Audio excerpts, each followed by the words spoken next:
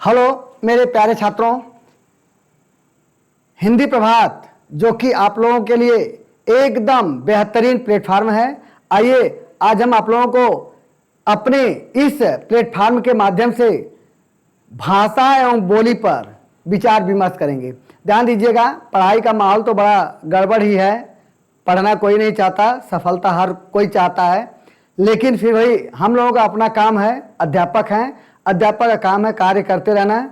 बाकी छात्र अपने जिम्मेदारी को समझेंगे तो जरूर करेंगे। आइए हम आज आप लोगों को भाषा एवं उसकी बोलियां बहुत ट्रिक से कविता के माध्यम से आप लोग समझाएंगे। मैं उम्मीद करता हूँ बहुत अच्छा लगेगा, और अच्छा लगेगा तो आप अपने और अपने मित्रों को शेयर जरूर करिएगा।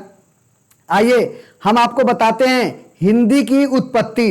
तो हिंदी के ठीक पहले अपभ्रंश रही है। वैसे मैं बता दे रहा हूं कि संस्कृत से कितने भाषाओं से टूटते टूटते हिंदी तक पहुंची है।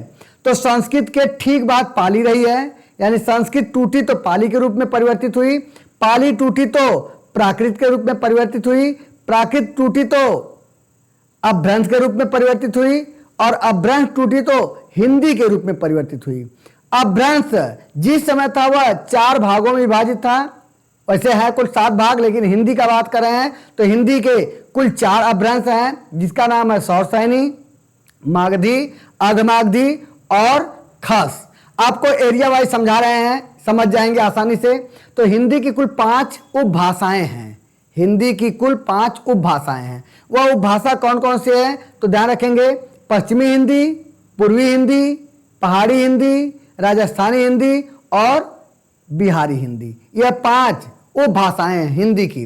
अब इन उपभाषाओं को किस अपभ्रंश से उत्पत्ति माना जाता है तो ध्यान रखेंगे।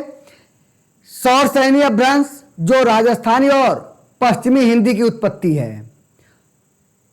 मगध, मागधी, मगध, ध्यान रखेंगे। सौरसैनी कैसे पड़ा तो सूरसेन एक राजा थे जो भगवान श्री कृष्ण के नाना माने जाते थे, और उन्हीं के नाम से सौरसैनी अपभ्रंश का उत्पत्ति हुआ। और मागधी एक अपभ्रंश था जो मगध के नाम से मागधी पड़ा, जो बिहारी हिंदी की उत्पत्ति हुई है। और अर्धमागधी तो पश्चिमी और बिहारी के बीच में एक आता है पूर्वी हिंदी। तो पूर्वी हिंदी अर्धमागधी है, और एक पहाड़ी हिंदी है जिसका खस अपभ्रंश है। यह तो आप लोगों का अपभ्रंश से उत्पन्न जो उपभाषाएं हैं।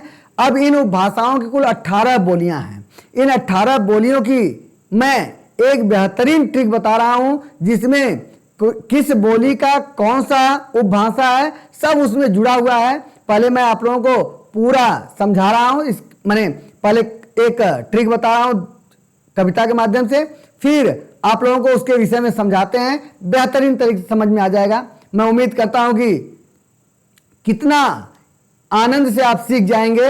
एक बार दोबारा खाली गुनगुनाइएगा। देखिए, पश्चिम ब्रज बोली खड़ी, कन्नौज बाग बुंदेल, है पूरब छत्तीसगढ़ी, अवधी और बघेल।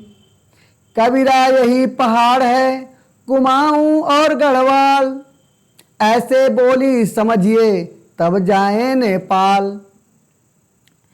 मेवाती, मालवी, जयपुरी है सबकी पहचान, मारवाड़ी को साथ लिए घूमे राजस्थान। 4 हो गया है, 5वां है बिहार की शान, घूम फिर के एक बार खाए मगही पान। अब देखिए क्या क्या है। मैंने पश्चिमी हिंदी, पश्चिम ब्रज बोली खड़ी, कन्नौज बाग बुंदेल, ध्यान रखिएगा। पश्चिमी बोली कौन कौन है? ब्रज बोली, खड़ी बोली। ब्रज बोली, खड़ी बोली। खड़ी बोली का पूर्व नाम था कन्नौजी,